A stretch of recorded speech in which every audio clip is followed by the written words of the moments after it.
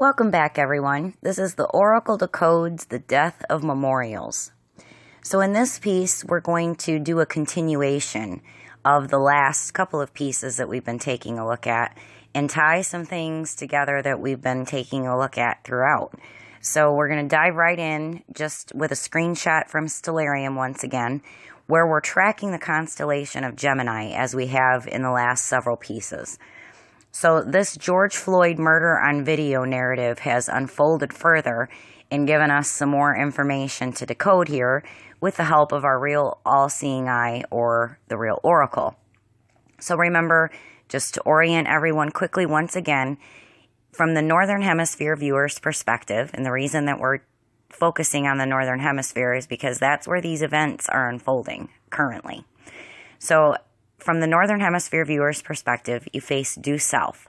And the reason that you do so is so that you can pay attention to everything that's rising in the east and setting in the west along this red arc that you can see in the middle of the image going horizontally. That's called the arc of the ecliptic, or the zodiacal belt. And what you're finding there is all of the known zodiac constellations, the sun, the moon, and all the known planets rise in the east and set in the west in this very narrow band in the sky known as the arc of the ecliptic. Where that crosses the green vertical line, the north-south meridian line, that's that special crossing point, and we've been paying attention to everything that's been occurring in this particular area of the sky that we've been calling the real oracle, or the real all-seeing eye. So we've been looking at Gemini in the last several pieces. That's the twins. And as you're just reorienting yourself, reminding yourself that Gemini, you can see, is known as the twins because of the way it's shaped, right? When you look at how the constellation is shaped in the sky.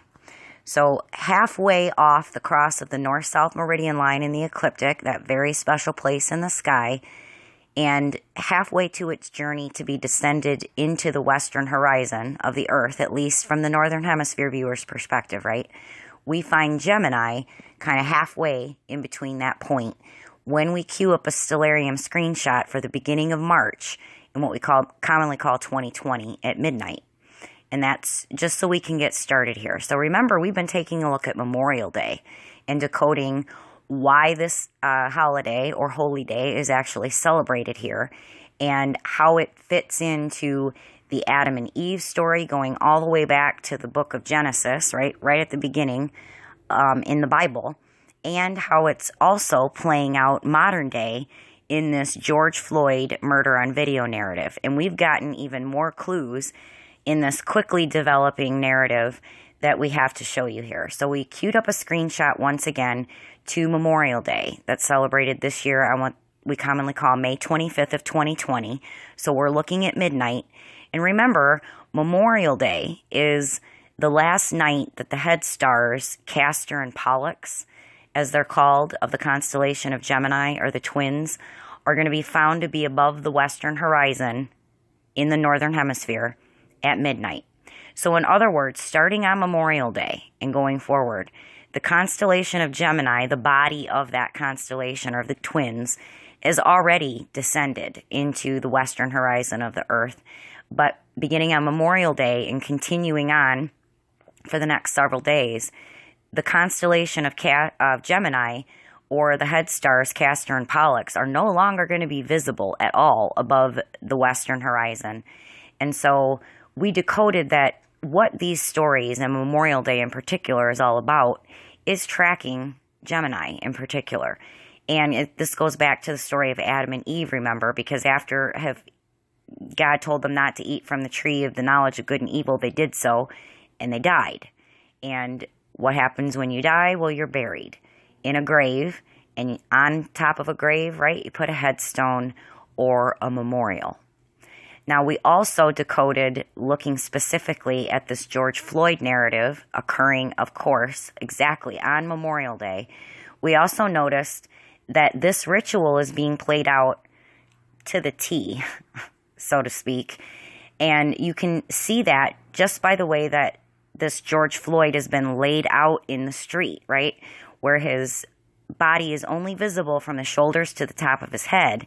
And it happens to be this so-called white police officer on his neck, right? All of this is symbolic. All of this is intentional. And all of this is ritually being performed on the world stage. What is occurring in the sky above our heads? That is what's actually going on here. So remember, we also decoded previously that this George Floyd character was being played by NBA player Steven Jackson. And when you follow that narrative, remember this George Floyd murder on video occurred in Minneapolis, known as the Twin Cities. And then we have this narrative where George Floyd and NBA player Steven Jackson supposedly met because of the fact that they looked so much alike and then became so close that they called each other their twin. Of course, there's no coincidence there. This is all intentional and put forward in the script, and now we're able to decode it with the help of this real all-seeing eye, or the real oracle, and the discovery that we just recently made about it, right? All right, so plugging other things in here, what we saw develop from the point where we just left off in the last video, because of this Memorial Day murder, we then get protests and riots, right, as a result of this murder on video by this so-called white police officer. But when I want, just to start out with, you to go to Wikipedia and take a look at the list of monuments and memorials removed during the George Floyd protests, and take a look at how many there are. And when you're taking a look at those things, take a look also at the information that they provide on Wikipedia about what memorials or monuments were either destroyed by rioters or protesters, or were removed by the city or the county in which these memorials or monuments existed, okay? Notice that it was all done in a very short period of time, and you're going to start to get a bigger picture here of what's really going on. The other thing that they have in common is that they all are about monuments or memorials relating to the Confederacy. And this has been significantly tied, especially in the so-called American mind, that the Confederacy is equated with slavery, specifically for so-called black people. So all of these monuments or memorials about the Confederacy are the monuments or memorials in particular that were either destroyed or removed during this time. And we're given this narrative, right, that it's all because of this outrage, this outpouring of emotion coming from the oppression of so-called black people. Now, the reason I keep saying so-called black and so-called white is because I am aware that these terms are not describing any real people's real skin color. They're actually legal terms, but we're going to get into that a little bit deeper down the road. A visual I want you to take a look at, though, in some of these monuments and memorials that were destroyed, look at the monument of Christopher Columbus, and that he was particularly beheaded. All of these things, including the slogan Black Lives Matter, are not at all what you are misled to believe they are. Black Lives Matter is referencing not real people's lives and not the color of anyone's skin. It's referencing this journey that we're seeing play out in the skies above our heads, in particularly tracking the constellation of Gemini or the twins as the twins are descending into the western horizon, or dying, or going into the grave, the realm of death, where it's black. That's the matter that's being referenced there. So what I want to go forward here with, we'll get back to the monuments a little bit later, but the sky story we're going to focus on also what occurs on Memorial Day, right at the cross of the North-South Meridian Line and the Arc of the Ecliptic. And that is the constellation of Libra, known as the Scales. So what we're about to decode now is why, in particular, this narrative involves not only a so-called black man, as we've seen, but why it's in particular a so-called white police officer. Libra, the constellation known as the scales, are the scales of justice in this narrative, and they're going to tip. As you can see, Libra is right at the cross, will continue to move westward after what we commonly celebrate as Memorial Day. So it's going to come off the cross of the north-south meridian line and the ecliptic, and itself make its descent into the western horizon, right? As all of these constellations follow the same path. But no coincidence that it's the scales or Libra right at the cross of the north-south meridian line and the ecliptic on this day when this event is occurring. And what you're going to find out as we go forward, we'll probably see it pop up many times, but many of these ancient and modern day tales put in characters that are specifically referencing these very special crossing points that we've seen in the previous piece, right? Everything that rises above the eastern horizon of the Earth, everything that you find at the cross of the north-south meridian line in the ecliptic, like in this instance we find Libra, and then the next point that we're looking at, focusing on, is where everything descends into the western horizon of the Earth. And in this case, what you find there in that crossing point, you can think of the police officer in this case as a crossing guard. All right, so guarding that crossing point, that special crossing point where the constellation of Gemini, in this case, is descending into the western horizon of the Earth. So the scales of justice, right, are tipping, and it is, of course, the dark-skinned.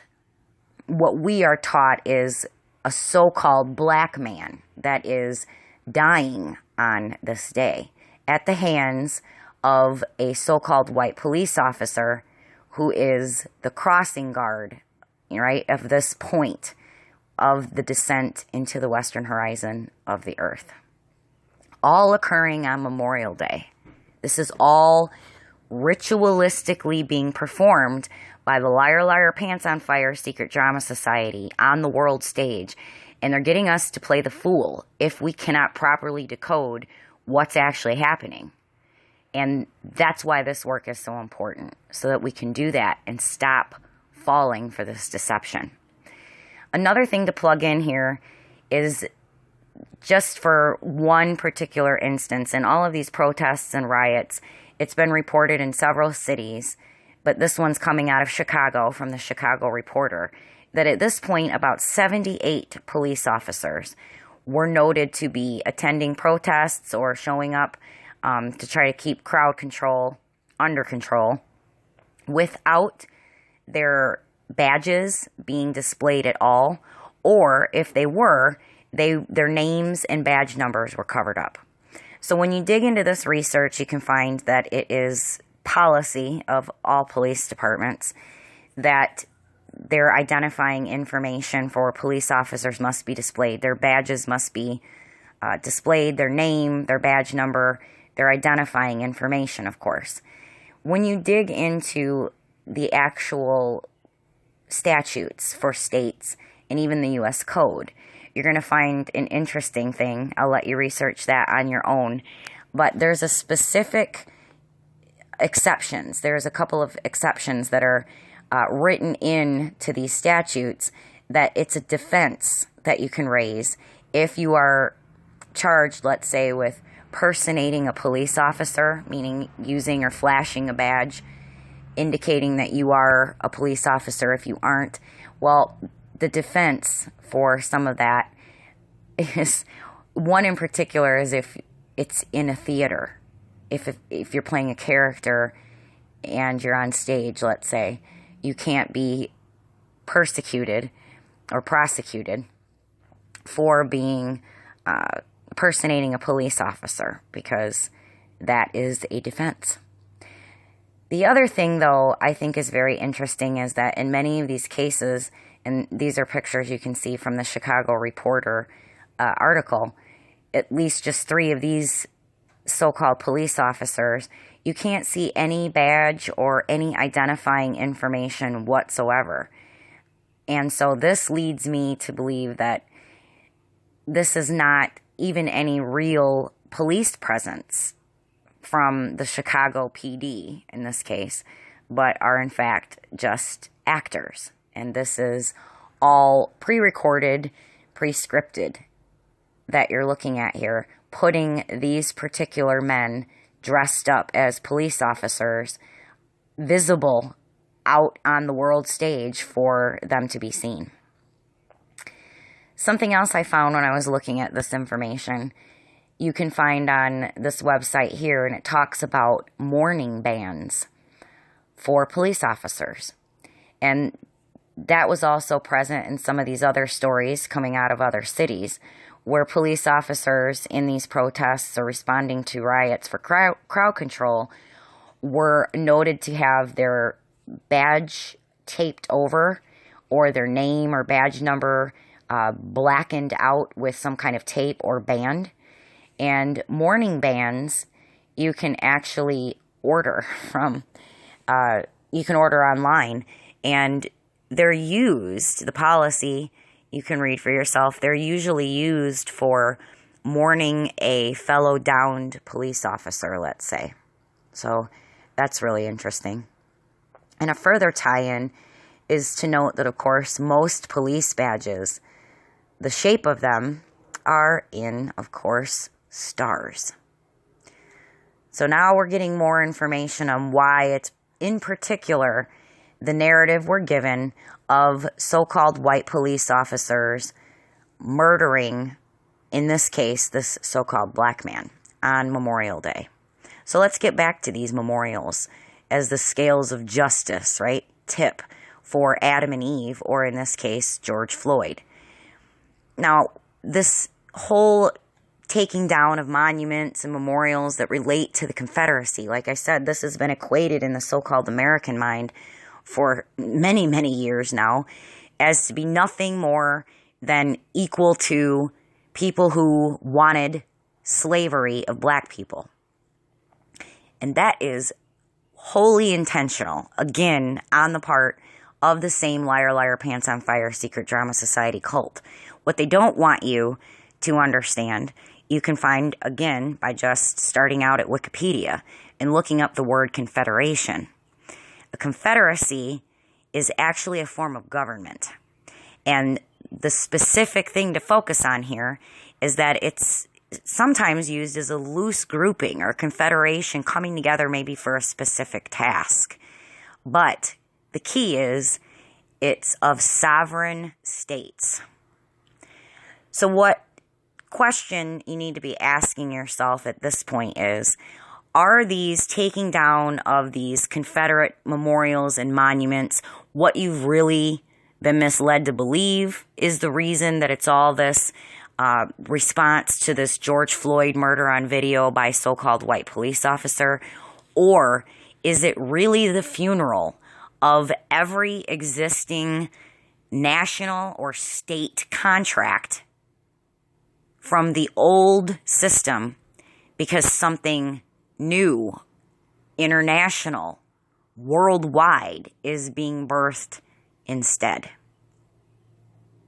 So that takes me to, in the same time frame, we're also witnessing the George Floyd funeral or memorial, where now we already know, as we've looked in previous pieces, that it was actually NBA player Steven Jackson who played the George Floyd character. So again, whose funeral is it that we are actually participating in as spectators in this case? Well, we're going to tie in another unbelievable, if you didn't see it for yourself, but true tie-in here to this unfolding narrative. It was released by the media that upon doing the autopsy for George Floyd's body, it was learned that he was positive for the coronavirus. Now, remember in the previous piece, we looked at a photo that the mainstream media was putting forward of George Floyd, And remember, he was posed up next to a huge bottle of beer that just happens to be a Corona Light. So let's see how these are going to tie back into this unfolding narrative and how they're going to intersect with this viral panic narrative. So just to remind everybody, remember in the previous piece, we decoded already and found out that this Philanese Floyd, George Floyd's supposed real brother, showed up on the media scene and was talking about his so-called real brother's murder. And we found him being played by a very famous actor who we know to be Tyler Perry. And remember, Tyler Perry has become most famous for his character Medea, who he dresses up in as a woman, an older woman. And through his stage plays and many movies, he's played this Medea character and made her very famous. Well, recently, you can find Tyler Perry had announced that he wasn't going to play this Medea character anymore. He was going to end it. There was going to be no more movies with Medea in it. But she comes out again in character, played by Tyler Perry, during this viral panic time, encouraging everybody to social distance.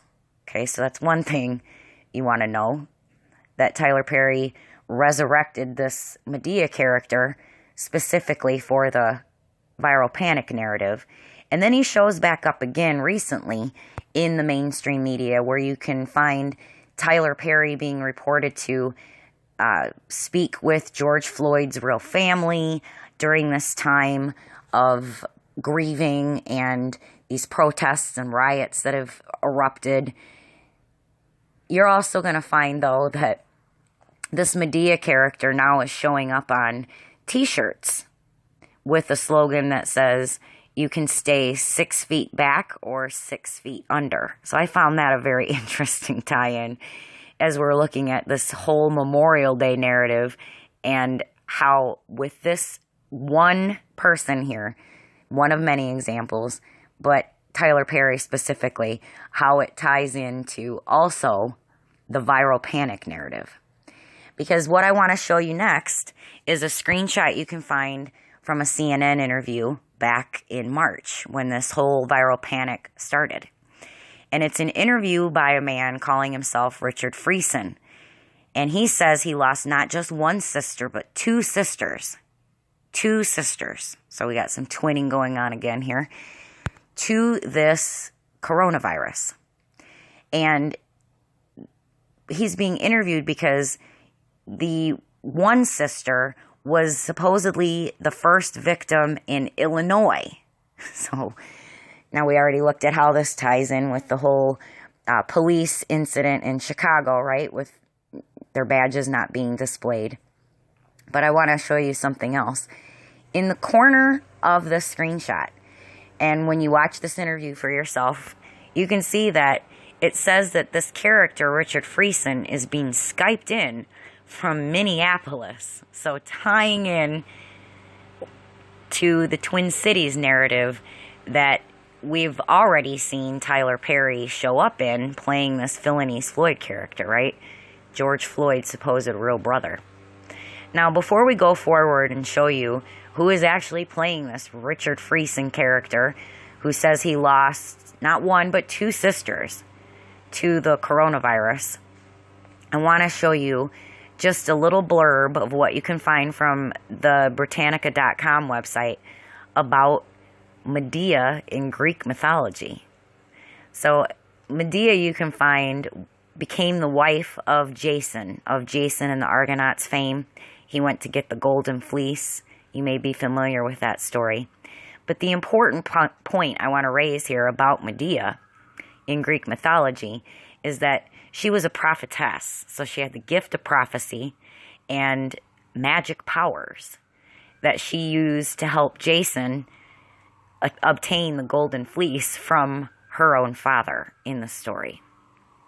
So let's go forward and take a look at who is playing this Richard Friesen character that's going to tie into this whole Memorial Day narrative as well.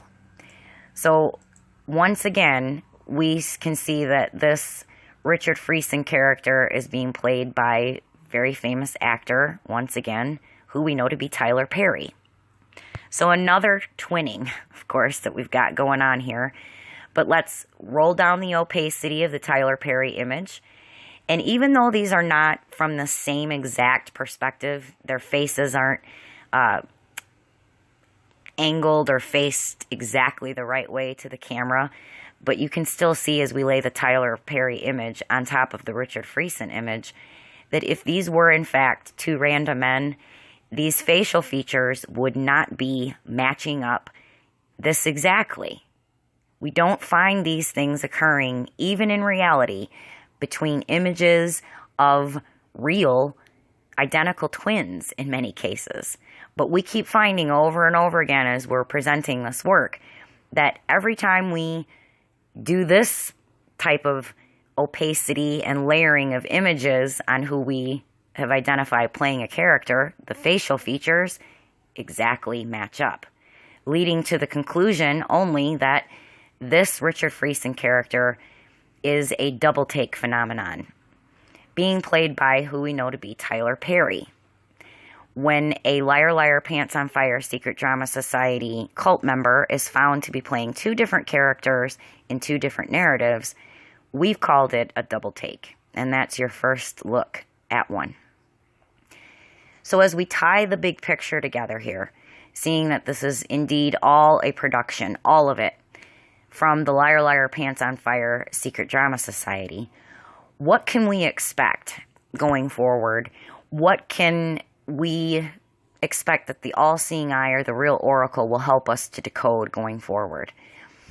Well, we're going to visit that in the next segment, but you can definitely bet on more of this, what we're seeing in Seattle now, this takeover of several city blocks, this anarchy type narrative starting to build, the defunding of the police being talked about more and more. This is definitely something that you can expect to continue. We will see more of it, and we're also going to get into decoding some other things that are just recently unfolding in this both viral panic narrative and this now extreme racial tension being built up in this narrative during this time. This work is so important, so timely. That's why we're doing our very best to share it with you as quickly as we can get it to you. But our private video series, Taken at Face Value, goes much deeper behind the scenes into who is actually putting on all of these wicked rituals to get all of us to play the fool, to spectate or participate in, to make their fake reality a real one for all of the rest of us. And this is what must stop. This is what we must wake up from. Until next time, be well.